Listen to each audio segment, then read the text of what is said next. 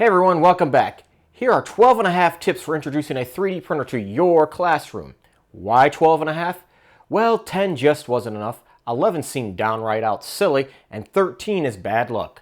So let's get started with helping you add a 3D printer to your classroom. Tip 1. Select a printer that offers excellent customer support service. I've used several different brands and I found that Quiddie, FlashForge, LawsBot, and MakerBot are brands that I generally have the most success with their customer service. I cannot stress this enough. You get what you pay for. Be sure to check out the link in the upper hand corner to see which printer you should avoid at all cost. Tip 2. Get a printer that has an easy interface to navigate for both you and your students.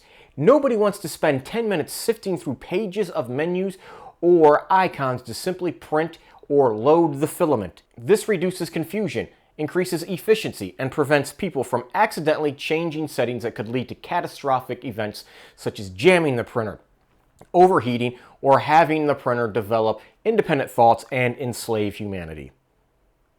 Tip 3. Just like any other topic you teach, making sure everyone knows and understands the basic vocabulary that pertains to the 3D printing process helps ensure everything flows smoothly.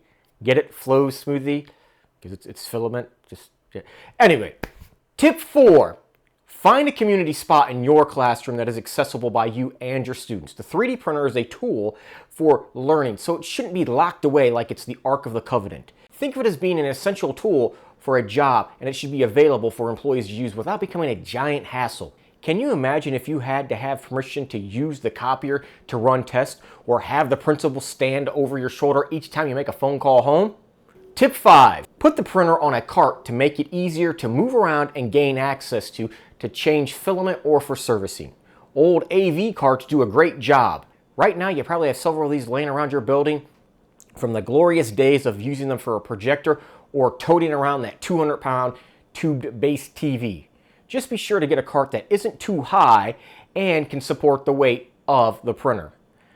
I'm sure it won't look too good on your next evaluation if little Mikey gets pummeled by a falling 3D printer. Tip 6. Focus on using PLA filament. Yes, there are all sorts of cool things you can print on a 3D printer such as robots, cars, shoes, and even pancakes.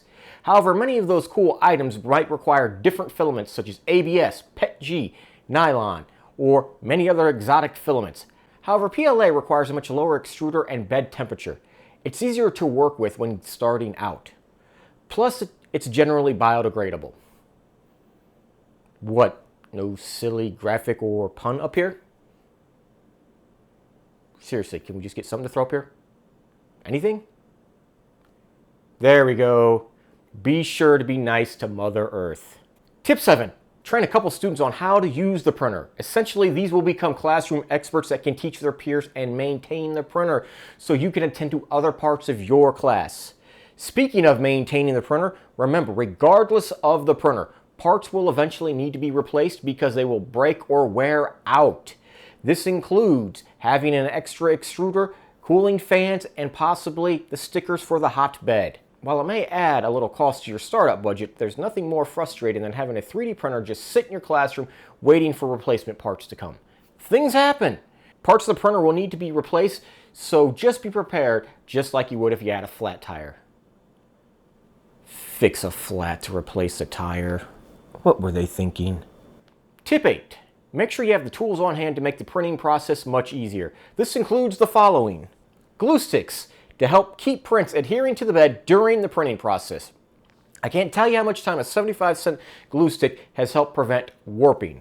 A small spatula to help get the finished print off the hotbed.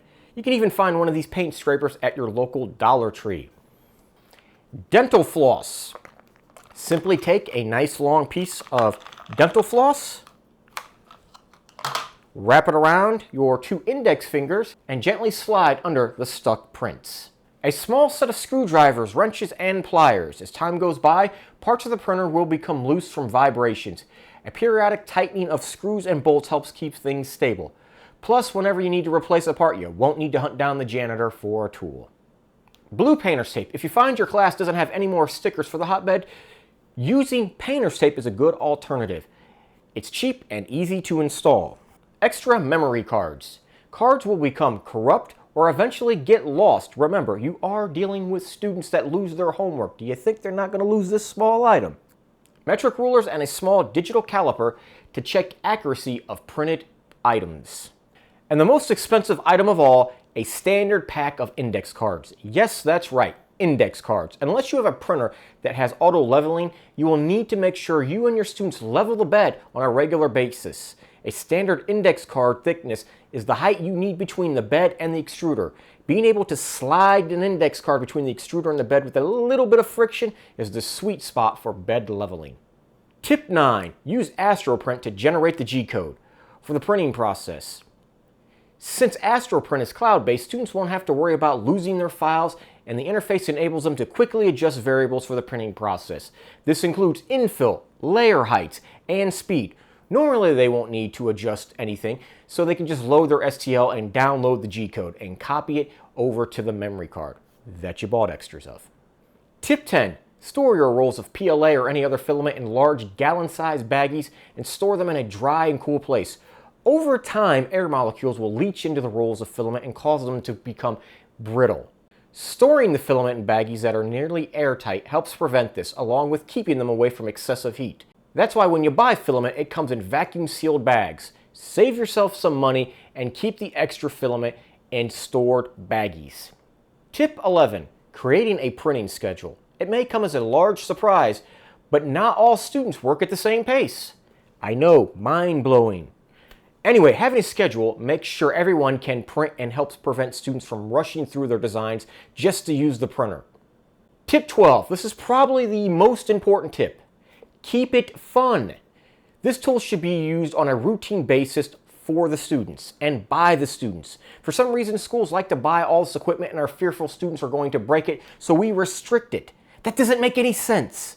How are kids going to learn if we restrict access to tools and knowledge? Encourage your students and let them use the printer. And there you go, 12 tips for helping you introduce a 3D printer to your classroom. Thank you for watching, and if you have any questions or comments, be sure to leave them below. Half tip. Oh yeah, that's right, this was 12 and a half tips. So here's your half tip. Whenever you and your students go to print a file, it's important that everyone has a folder.